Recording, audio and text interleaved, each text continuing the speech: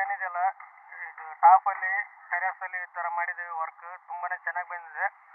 ಈ ಥರ ಯಾರಾದರೂ ಮಾಡಿಸೋರು ಇದ್ದರೆ ಮನೆಯಲ್ಲಿ ಟೆರೆಸ್ನಲ್ಲಿ ಈ ಥರ ಮಾಡ್ಕೊಳ್ರಿ, ಚೆನ್ನಾಗಿ ಕಾಣಿಸುತ್ತೆ.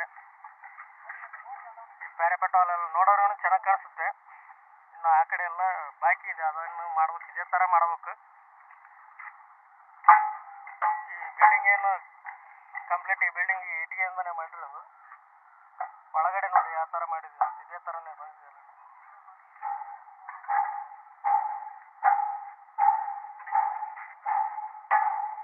ಮತ್ತೆ ಇದು ಸೆಂಟ್ರಲ್ಲಿ ಈ ಥರ ಪೈಪ್ ಎಲ್ಲ ಹಾಕ್ಬೇಕು. ಪೈಪ್ ಹಾಕಿದರೆ ಅದಕ್ಕೆ ಗ್ರಿಪ್ ಇರುತ್ತೆ. ಈ ಥರ ನಿಲ್ಸಿರ್ತೀವಲ್ಲ ಇಟ್ಟಿಗೆನ, ಒಂದು ಲೈನ್ ಮಲಗ್ಸೋದು, ಆಮೇಲೆ ಒಂದೊಂದು ಲೈನ್ 4 ಇಂಚ್ ಗ್ಯಾಪ್ ಕೊಟ್ಕೊಂಡು ನಿಲ್ಸ್ಕೊಂಡು ಹೋಗ್ಬೇಕು.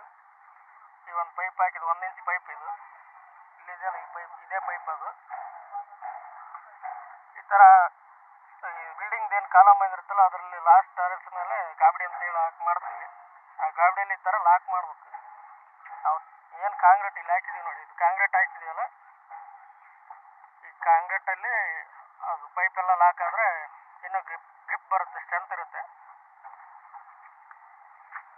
ನೋಡೋಕ್ಕೂ ತುಂಬ ಚೆನ್ನಾಗಿ ಕಾಣಿಸುತ್ತೆ. ಯಾರಾದರೂ ಟೆರೆಸ್ ಮೇಲೆ ಈ ಥರ ಮಾಡ್ಕೊರಿದ್ರೆ ಮಾಡ್ಕೊಳ್ಳಿ. ಈ ಒಂದು ವರ್ಕ್ 3 ದಿವಸ ಇತ್ತು ಕೆಲಸ. ತುಂಬ ಟೈಮ್ ಹಿಡಿತಿದ್ದು ವರ್ಕ್. 3 ದಿವಸದಲ್ಲಿ ಇಷ್ಟ ಆಗಿದೆ ವರ್ಕ್. ಇನ್ನೂ ಆ ಸೈಡ್ ಎಲ್ಲ ಬಾಕಿ ಇದೆ.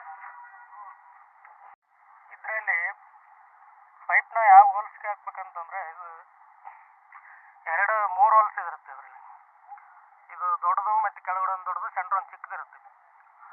1 ಇಂಚ್ ಹೋಲ್ಸ್ ಇರುತ್ತೆ, ಆ ಹೋಲ್ಸಲ್ಲಿ ಹಾಕ್ಬೇಕು.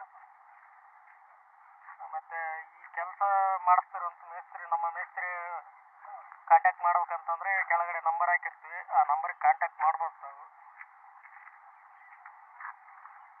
ತುಂಬಾ ಅದ್ಭುತವಾಗಿ ಬಂದಿದೆ ಈ ಒಂದು ಕೆಲಸ.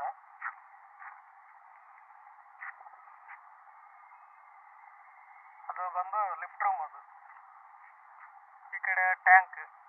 ಈ ಟ್ಯಾಂಕ್ನ ಮಾಡಿಸ್ತಾ ಇದ್ದೀವಿ, ಇನ್ನು ರೆಡಿ ಮಾಡ್ಬೇಕು. ಫೈನಲ್ ಆದಮೇಲೆ ಒಂದು ವೀಡಿಯೋ ಹಾಕ್ತೀವಿ.